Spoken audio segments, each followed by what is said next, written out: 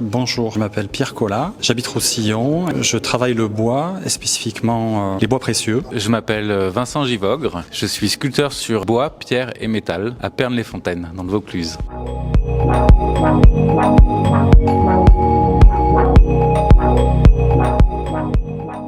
Ça consiste à sculpter. En fait, la sculpture, ça reprend pas mal de matières, pas mal de matériaux différents. Nous, en tant que sculpteurs de pierre et de bois, on se présente comme tailleur. C'est-à-dire qu'on est dans un matériau dont on ne peut que retrancher des parties. C'est-à-dire qu'on peut pas enlever et rajouter. Une fois que c'est parti, c'est parti. Donc c'est des métiers de la taille. Donc moi, mon activité est répartie entre la création artistique. Donc je fais des pièces que j'ai envie de créer, mais aussi des commandes. On donne des cours de sculpture sur bois. On fait de la commande publique, privée, enfin voilà. Et puis on fait aussi des choses qui sont très intéressantes, c'est des symposiums. Un symposium, ça consiste à réaliser une sculpture devant le public dans une période de 3 jours à 3 semaines.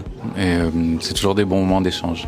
La sculpture, c'est un métier d'art, c'est un métier passion. Je crois qu'un jeune qui a envie de faire ce métier, on n'a pas de conseil à lui donner, il va le faire. Il va le sentir, ça va être une nécessité pour lui. La formation, c'est important. On a une bonne école pour adultes dans la région Vaucluse, qui est l'ESEA, l'École supérieure d'ébénisterie d'Avignon, qui forme à la fois à la sculpture et à l'ébénisterie. C'est une très bonne école. En 1 an, ça permet d'acquérir vraiment tous les savoirs fondamentaux. Donc voilà, bien se former, avoir confiance en soi, puis le faire. Travailler.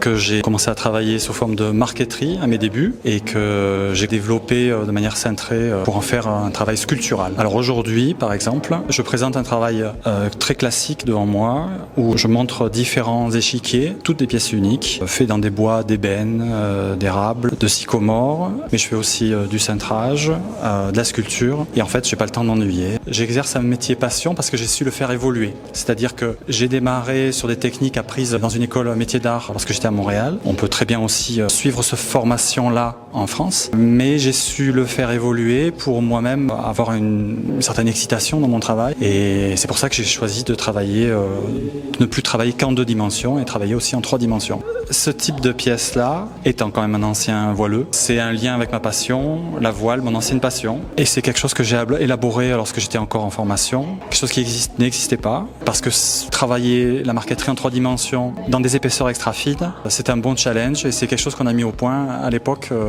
avec mes professeurs québécois.